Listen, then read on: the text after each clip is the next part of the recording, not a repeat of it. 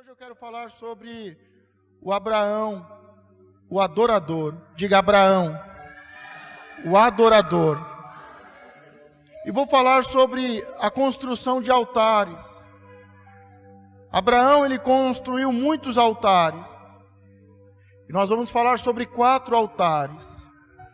Chama-me muito a atenção a trajetória de Abraão, quando ele sai da cidade de Ur, dos caldeus, até a Canaã, até a terra prometida. E nós vamos falar sobre 4 altares, em 4 lugares diferentes. Diga 4 altares, em lugares diferentes. Nós vamos ver qual é o significado desses altares. Mas primeiramente, é interessante nós entendermos o significado de um altar. O dicionário diz que o altar é uma mesa especial consagrada aos sacrifícios religiosos. Diga, o altar é uma mesa especial, onde está consagrado às religiões, à religiosidade. É uma mesa especial consagrada a Deus. E no sentido figurado, como um culto, religião, veneração, adoração. Diga adoração. Então, quando se fala de um altar, está falando-se de uma mesa especial consagrada aos sacrifícios religiosos, sacrificadas a Deus. Está se falando de um culto, de uma religião, está falando-se de veneração e adoração. Sem sombra de dúvida, no sentido bíblico, um altar era um local de consagração e adoração a Deus. Diga, o altar é um local consagrado de adoração a Deus. Amém. Abraão, ele entendia muito sobre altares. Pergunta por quê, pastor? Porque o seu pai e a cidade onde ele morava, em Ur, havia muita idolatria, havia muitos deuses. Então Abraão, ele nasce em um lugar, ele cresce e ele está vivendo em um lugar em que existe muitos altares, existe muitos deuses. E Abraão aprendeu com seu pai, que era um homem idólatra e que levantava muitos altares. Por isso nós podemos concluir que desde pequeno, Abraão, ele cresceu em meio a muitos altares. Ele sabia o que era um altar. Ele sabia qual era o propósito de um altar. Ele sabia como edificar um altar. Ele sabia como sacrificar aos deuses. Então disse Josué a todo o povo: assim diz o Senhor, Deus de Israel, antigamente, diga antigamente, amém, vossos pais, Terá, pai de Abraão e de Noar, habitaram além do Eufrates e serviram a outros deuses. Josué 24, 2. Ora, o Senhor disse a Abraão: sai-te da tua terra e da tua parentela e da casa de teu pai, para a terra que eu te mostrarei. Gênesis 12, 1. Abraão, ele é chamado por Deus. E ele conhece o verdadeiro Deus. E ele propõe no seu coração servir e obedecer a Deus. Diga Abraão, o adorador, o construtor de altares, propôs em seu coração servir e obedecer ao Deus verdadeiro. Por isso nós podemos concluir que Deus chama Abraão para sair da casa do seu pai, para sair do meio da sua parentela e daquela terra de idolatria, para servir exclusivamente a Deus e adorar a Deus. E Abraão, ele obedece a Deus. Vamos falar sobre o primeiro altar. São 11 altares na vida de Abraão, mas vamos falar sobre 4 altares em diferentes lugares. E o primeiro altar, ele foi edificado em Siquém. Diga, altar da promessa. O primeiro altar importante que nós estamos olhando hoje, deste adorador, do Abraão adorador, do construtor de altares, daquele que serve e adora o Senhor. O primeiro altar foi construído em Siquém. E Siquém fala sobre o altar da promessa. Diga, o altar da promessa. Amém. Passou Abraão por aquela terra até o lugar de Siquém, até o carvalho de Moré. E estavam então os cananeus na terra, e apareceu o Senhor a Abraão e disse: a tua semente darei esta terra. E edificou ali um altar ao Senhor que lhe aparecera. Diga, o altar da promessa. Agora, eu tenho certeza que você tem uma promessa. Deus, quando Ele chama alguém, Deus chama e dá promessas. Ele diz: sai do mundo, sai do meio do pecado, deixa o lamaçal do pecado e me segue. Eu vou te guiar. E da mesma forma que quando Ele chama Abraão e diz: sai da casa do seu pai, do meio da sua parentela e dessa terra, e Deus diz que se ele obedecesse, Deus ia abençoá-lo, ia dar um filho, ia fazer dele uma bênção, um abençoador. Os que o abençoasse seriam abençoados, os que o amaldiçoasse seriam amaldiçoados, e todas as famílias seriam abençoadas. Deus dá 3 ordens, diga, 3 ordens, e 7 promessas. Se ele obedecesse às 3 ordens, sair da casa do pai, sair do meio da sua parentela, e sair daquela terra, diga, 3 ordens, Deus o abençoaria com 7 bênçãos, com 7 promessas. E quando ele começa a caminhar, e ele chega em Siquém, ele levanta um altar. E quando ele levanta um altar, Deus fala da promessa. Deus lembra a promessa. Deus confirma a promessa. Por isso, quando você saiu do mundo, quando você deixou o pecado, a vida de pecado para trás, Deus te fez promessas. Eu não sei qual é a promessa que está sobre a sua vida. Ser restituído na sua casa, prosperidade, sucesso, cura. Eu não sei quais são as promessas que o Senhor colocou no seu coração, mas uma coisa eu sei, que nós somos herdeiros de Abraão, e em Cristo Jesus nós somos co-herdeiros das bênçãos e das heranças que foram dadas ao nosso pai na fé, Abraão. Então nós temos como promessa sermos abençoados, sermos abençoadores. Quem nos abençoa será abençoado, quem nos amaldiçoa será amaldiçoado, e as famílias serão abençoadas.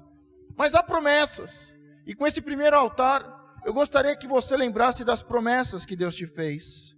Deus te fez promessas. Como é que estão as promessas? Hoje o Senhor, Ele te faz lembrar das promessas. Nesta aparição o Senhor reafirmou-lhe a sua promessa: te darei esta terra. Hoje nós também temos valiosíssimas promessas de Deus, que inclui a herança de nossa terra prometida. Deus também te prometeu uma terra, Deus também te prometeu bênçãos. E nós estamos no altar da promessa. Diga, todo adorador, levanta um altar, o altar da promessa. Não é Abraão que foi dizer: Senhor, cadê as minhas promessas? No altar da promessa é Deus que confirma as suas promessas. Hoje o Espírito Santo está confirmando as promessas que Deus fez ao seu coração. Deus te ama e Deus é fiel para cumprir as suas promessas. Diga, Deus é fiel para cumprir as suas promessas. O segundo altar, o altar que foi feito em Betel. E esse altar representa o altar da comunhão. Diga, altar da comunhão. Todo adorador, diga, todo adorador tem promessas e tem comunhão com Deus. E moveu-se dali para a montanha, a banda do oriente de Betel, e armou a sua tenda, tendo Betel ao ocidente e Ai ao oriente, e edificou ali um altar ao Senhor, e invocou o nome do Senhor. Gênesis 12, 8. Betel significa a casa de Deus. Olha que interessante, Abraão começa a caminhar, e em Siquém, ele levanta um altar. Ele chega em Siquém, ele arma a sua tenda, e constrói um altar. E quando ele constrói o primeiro altar que nós estamos vendo, o altar da promessa, Deus confirma as promessas. Abraão, você saiu da casa do seu pai. Você saiu do meio da sua parentela. Você saiu da terra de idolatria. Você é meu servo. Você é obediente. Você é fiel. Você é adorador. E Deus confirma as promessas. Diga, quando eu começo a obedecer e caminhar, Deus confirma as promessas. Mas agora, Abraão, ele caminha mais para frente e ele chega em outro lugar chamado Betel. E Betel é o altar da comunhão. Ele levanta um altar naquele lugar e é o altar da comunhão. Betel significa a casa de Deus. E nós precisamos saber que nós estamos na casa de Deus. E este lugar é simplesmente um símbolo da casa de Deus. Nós sabemos que a casa de Deus não é construída por mãos humanas. Não são 4 paredes. Que a verdadeira casa de Deus foi construída pelas suas próprias mãos. Diga, eu sou a casa de Deus. Não sabeis vós que sois o templo de Deus e que o Espírito de Deus habita em vós? 1 Coríntios 3,16.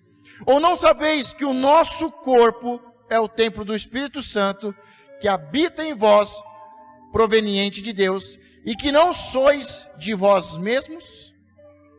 Coríntios 6,19. Diga, eu sou a casa de Deus. Diga, eu tenho comunhão com Deus. Agora, quando Abraão está neste lugar, algo ruim acontece. E havia fome naquela terra, e desceu Abraão ao Egito para peregrinar ali, porquanto a fome era grande na terra. Gênesis 12:10. Sabe, mesmo nós estando no lugar certo, nós estando em Betel, nós estando na casa de Deus, sendo a casa de Deus, há momentos de dificuldade, há momentos de crise. Deus é o nosso pão, é o pão da vida, é o pão que desceu do céu. E o pão de Deus está na casa de Deus, está na casa do Pai. Mas, mesmo assim, em muitos momentos, nós passamos por dificuldades, nós passamos por crise, nós passamos por fome. E a palavra diz, e havia fome naquela terra. Mas em que terra? Na terra que era chamada casa de Deus. Sabe, às vezes nós estamos vindo à igreja e começamos a frequentar a igreja, diga, a casa de Deus. E aí parece que de repente a palavra não fala mais comigo. Parece que a palavra não toca mais o meu coração, como nos primeiros dias. Parece que eu estou na casa de Deus, na casa de Deus, na casa do pão. E parece que eu estou cheio de necessidades, parece que eu estou passando fome. Diga, isso acontece. Faz parte. Aconteceu com o nosso pai na fé, Abraão. Aconteceu com o adorador Abraão, com o construtor de altares. E aí o que a pessoa faz? Ah, lá na casa de Deus não tem comida. Não está saciando a minha necessidade. Eu vou para outra igreja. Eu vou para outra igreja. Eu vou para outra igreja. Eu vou de lugar em lugar. E aí o final disso é chegar ao Egito. Foi o que aconteceu com Abraão. Ele levanta o altar da promessa. O primeiro altar. O altar em Siquém. O altar da promessa. Deus diz, eu tenho promessas para você.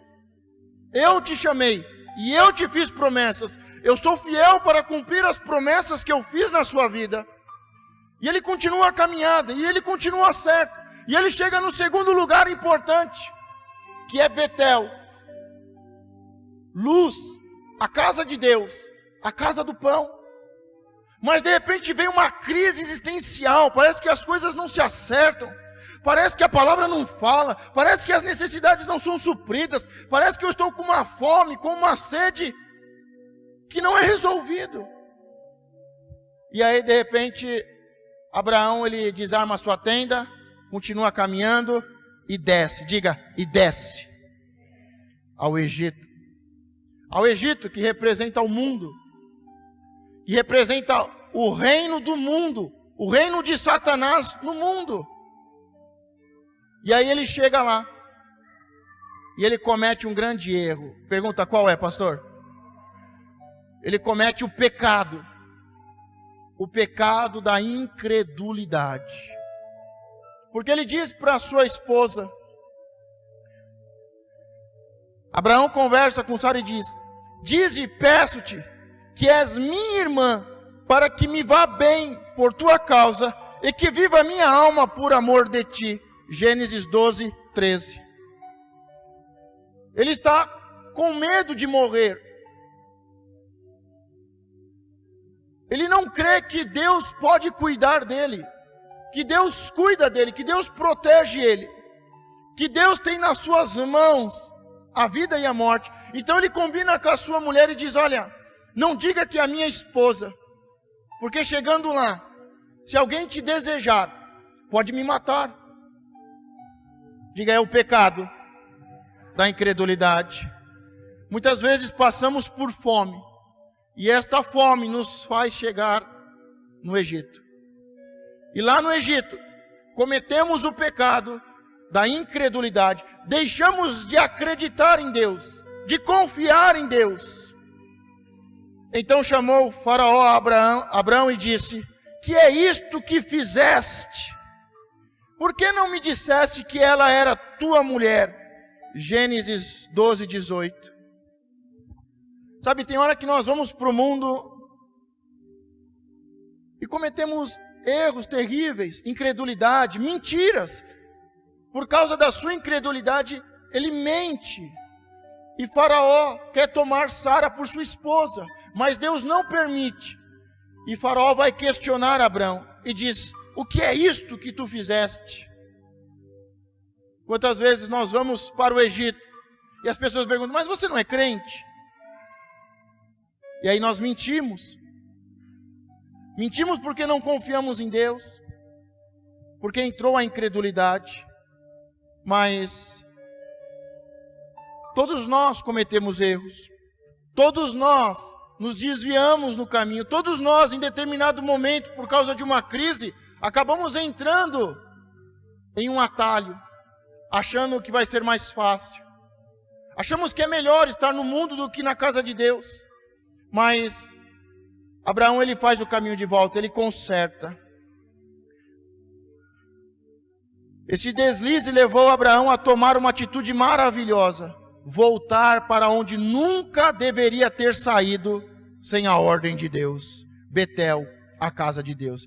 E fez as suas jornadas do sul até Betel, até o lugar onde, ao princípio, estivera a sua tenda, entre Betel e Ai, até o lugar do altar que antes ali tinha feito. E Abraão invocou ali o nome do Senhor. Gênesis 13, 3, 4. Nunca é tarde. Diga, nunca é tarde. Amém. Para voltar para a comunhão e tornar a invocar o nome do Senhor. Nunca é tarde para voltar para Betel. Nunca é tarde para voltar para a casa de Deus. Nunca é tarde para invocar o nome do Senhor e adorar ao Senhor. Abraão, ele se desvia do caminho, ele desce ao Egito, mas depois ele volta para Betel. Por isso, se você cometeu um erro, volte para Betel. Nós não estamos simplesmente falando de voltar a quatro paredes, nós estamos falando de voltar a ser um adorador. Deus te chamou, e você tem promessas. Deus te fez promessas. Você começou a caminhar bem. Você está na casa do Pai. Você é templo do Espírito Santo. Deus habita em você. Mas por causa de uma crise, por causa de uma dificuldade, por causa de um problema, tomamos a decisão de voltar para o mundo. E quando ele volta no mundo, por causa da incredulidade, ele mente.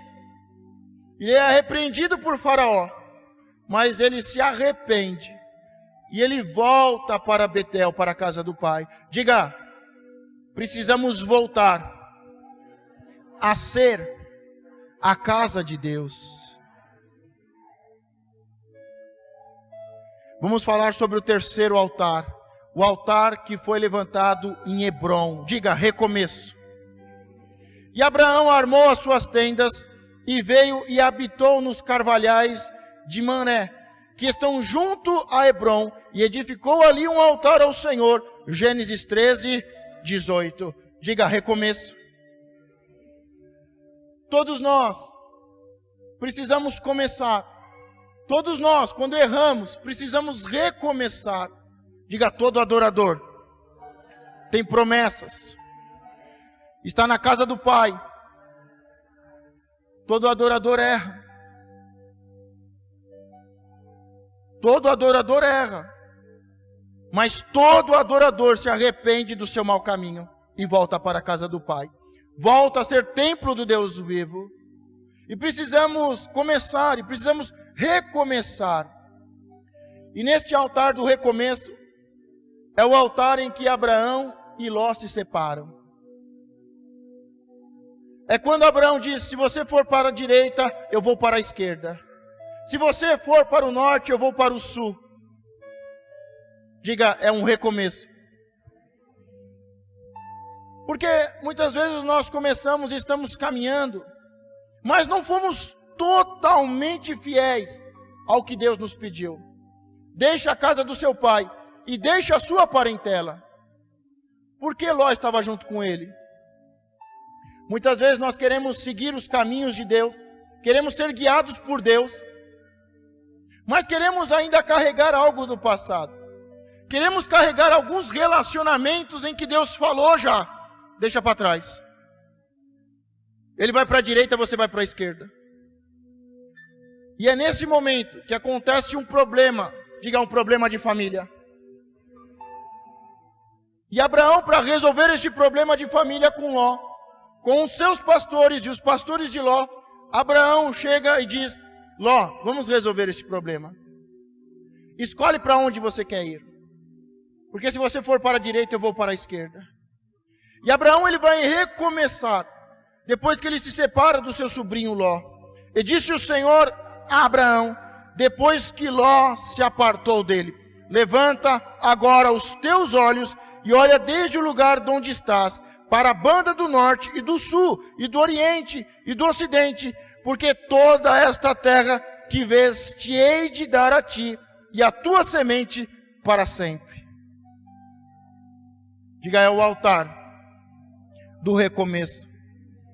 Quantos relacionamentos errados, quantas alianças do passado, quantas coisas que o Senhor vem falando, deixe para trás, deixe a casa do seu pai, deixe a sua parentela, deixe essa terra de idolatria. E nós demoramos para cumprir 100%, para sermos 100% fiel. Porque aí Abraão já estava andando há mais de 20 anos com o Senhor. 25 anos, e o Senhor disse para ele, Abraão, anda comigo e seja perfeito. Mas muitas vezes estamos andando, estamos frequentando as reuniões há anos, mas não estamos andando com o Senhor, estamos andando com a pessoa errada. Não estamos obedecendo ao Senhor. Hoje é o altar do recomeço. Diga, todo adorador, recomeça. Precisamos recomeçar. Depois de 25 anos, Abraão está recomeçando a sua caminhada. Mas mesmo assim, por ele ser um adorador e ter levantado o altar de Siquém, Deus fez promessas e é fiel. Por ele ter ido à casa do Senhor, o Senhor é fiel. O Senhor cuida dele. Podemos confiar no Senhor. Em meio à crise, o Senhor te sustenta. Em meio à crise, o Senhor cuida de você. Mas muitas vezes tomamos o caminho errado. Eu sempre falo, quando você pega o ônibus errado, o que você faz? Oi? Tomou o ônibus errado, o que você faz? Não entendi. Desce no próximo, não é isso? Você não vai até o ponto final, ou vai? Só se você não tiver nada para fazer na vida, né? Quando eu tomo o caminho errado, quando eu pego o ônibus errado, eu desço no próximo. Cheguei lá, conversei com o cobrador. Antes de pagar. Perguntei se o ônibus vai realmente para esse lugar. Não. Ah, então para. Para que eu vou descer. Diga, quando eu erro, eu conserto. Diga, se eu tomei o caminho errado, eu me converto. E agora no altar do recomeço. Sabe, eu fico imaginando, se passaram 25 anos. 25 anos. E muitas coisas não tinham acontecido. Tudo bem, Deus tinha enriquecido ele. Ele tinha levantado altares. Deus confirma a promessa. Ele erra, se conserta. Mas depois de 25 anos, a promessa ainda não aconteceu e Deus diz para ele: anda comigo, Abraão. Eu fico imaginando, mas Senhor, eu estou há 25 anos andando. E Deus diz: anda comigo e seja perfeito. Para de pegar atalhos. Para de ser mais ou menos. Seja 100% fiel. O altar do recomeço. Deus reafirma a sua promessa a Abraão, que constrói mais 7 altares em adoração a Deus. Diga, Abraão, o adorador, o construtor de altares. Vamos ao quarto altar. O altar Moriá, diga, o altar da aprovação. Sabe, muita gente diz que o deserto é a escola do profeta. Diga, isso é errado. Você não aprende nada no deserto. No deserto você faz a prova prática. Você não vai lá para aprender. Você vai lá para provar que sabe a palavra de Deus. Você vai lá para ser aprovado. Só que muitas pessoas entram no deserto e querem aprender. Você tem que aprender antes. Não tem como você aprender na hora da prova. Não tem como você aprender na hora da prova prática. Você precisa estudar antes da prova. Você precisa estudar antes do deserto. Porque lá no deserto, você precisa ser aprovado. Por isso, deserto não é escola. Diga, deserto é prova prática. Para eu saber se realmente eu conheço a palavra de Deus. A palavra diz que o povo ficou 40 anos no deserto. E Deus colocou eles no deserto para provar o coração deles. E quando Deus prova o coração do povo no deserto, Deus vê que eles são egoístas, que eles são idólatras, que eles querem voltar para o Egito e não ir para a casa de Deus, para a terra prometida. Então quando você está num deserto, não é para aprender, mas é para provar que você conhece a palavra de Deus. É no deserto que você tem a prova prática e tem a oportunidade de ser aprovado. E agora, o quarto altar, Moriá, é o altar da aprovação. E vieram ao lugar que Deus lhe dissera, e edificou Abraão ali um altar, e pôs em ordem a lenha, e amarrou Isaque, seu filho, e deitou-o sobre o altar em cima da lenha. Gênesis 22, 9. Este último altar que nós estamos vendo é um dos altares mais importantes na vida de Abraão. Pergunta por quê, pastor? Porque vai mostrar agora que ele vai ser aprovado. Que muito mais do que um pai, ele vai ser chamado de o pai da fé. Em Hebreus 11, do 17 ao 18 diz: pela fé, ofereceu Abraão a Isaque, quando foi provado. Sim, aquele que receber as promessas, ofereceu o seu unigênito, seu único filho, sendo-lhe dito: em Isaque será chamada a tua descendência. Considerou que Deus era poderoso para até dos mortos o ressuscitar. A fé genuína de Abraão e de nosso pai na fé, ela consiste em crer que Deus pode fazer tornar a viver. Qual foi o deslize de Abraão? Eu vou morrer. Se ele tivesse aprendido isso antes, ele ia dizer: ainda que os homens violentos me matem, eu tenho uma promessa. Ainda que eles me matem, o meu Deus é poderoso para me fazer voltar a viver. Mas quando ele amadurece, e ele caminha 3 dias no deserto e sobe o monte, é o monte da prova, da provação, ele entende que Deus é poderoso. Então levantou Abraão os seus olhos e olhou, e eis um cordeiro detrás dele, travado pelas suas pontas no mato. E foi Abraão e tomou o carneiro e ofereceu-o em holocausto em lugar de seu filho. E chamou Abraão o nome daquele lugar, o Senhor proverá. Donde se diz até o dia de hoje, no monte do Senhor se proverá. Diga, o monte da provisão. Diga, o altar da provação se torna em provisão. É no seu momento mais difícil, é no seu momento de crise, é no seu momento de deserto, é no seu momento de prova, é no seu momento de tentação. A palavra diz que Deus provou Abraão. E é no altar da provação. Diga, é no altar da provação que acontece a provisão. Diga, o Senhor proverá. Nós podemos dizer, eu não tenho, eu não posso, é o único que eu tenho, como é que eu vou dar? Como é que eu vou sacrificar? É o Senhor te provando. Você só tem um, e Deus te pede, é Deus te provando, e fazendo da sua provação um meio para ser provido. Diga, o Senhor proverá. Em Gênesis 15, 2, 6 diz, então disse Abraão, Senhor Deus, que me has de dar? Pois ando sem filho, e o mordomo da minha casa é o Damasceno Eliezer. Disse mais Abraão, eis que não me tens dado filhos, e eis que o nascido na minha casa será o meu herdeiro.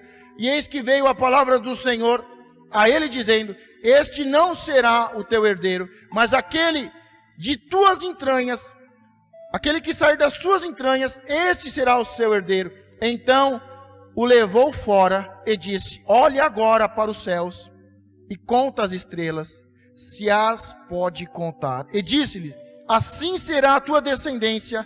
E creu ele no Senhor e imputou-lhe isto por justiça. E aí vem um altar. Na minha opinião, esse é o altar mais importante. Tudo bem, pode ser o segundo altar mais importante, porque todos dizem que o altar mais importante foi o altar do sacrifício de Isaac. Mas por que, na minha opinião, esse altar é importante? Porque neste altar Deus está falando que vai fazer muito mais. Deus está falando, eu não vou te dar um filho, eu vou te dar uma multidão de filhos. E eu gostaria que você se colocasse de pé.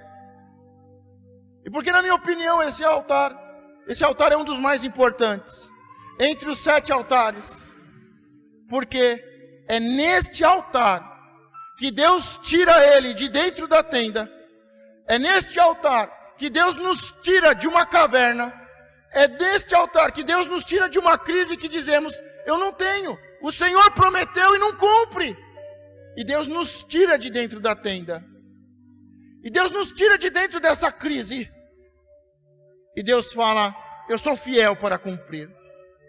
Eu vou fazer muito além do que você está pedindo. Eu vou fazer muito além do que eu prometi. E aí Deus fala para ele, olhe para as estrelas. Hoje quando você sair daqui, olhe para os céus. E aí quando nós olhamos para os céus, nós podemos ter uma ideia do poder e autoridade do nosso Deus. Nós podemos ter ideia do poder da sua criação, do poder da sua autoridade, de que todas as coisas estão no seu controle. Diga, eu sou um adorador.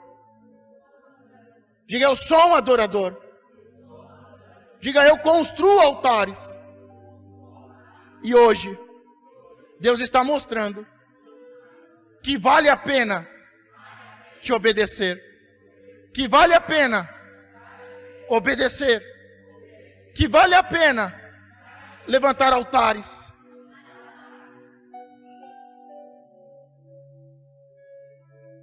Você vai olhar para os céus hoje e você vai ver que aquilo que o Senhor te prometeu, Ele tem condições de cumprir. Você pode estar dizendo, eu não tenho, o Senhor não me deu, mas o Senhor vai mostrar o poder dEle por intermédio da criação. Deus vai mostrar, está vendo os céus? Está vendo os céus? Está vendo as estrelas? Está vendo a lua, o sol? Eu criei. Eu mantenho tudo no lugar. Eu sou o Todo-Poderoso. Eu sou o poder e a autoridade. Eu sou o Criador. Eu sou o Senhor dos Senhores. Eu sou o Rei dos Reis. E vale a pena me obedecer. Vale a pena ser um adorador. Vale a pena levantar altares.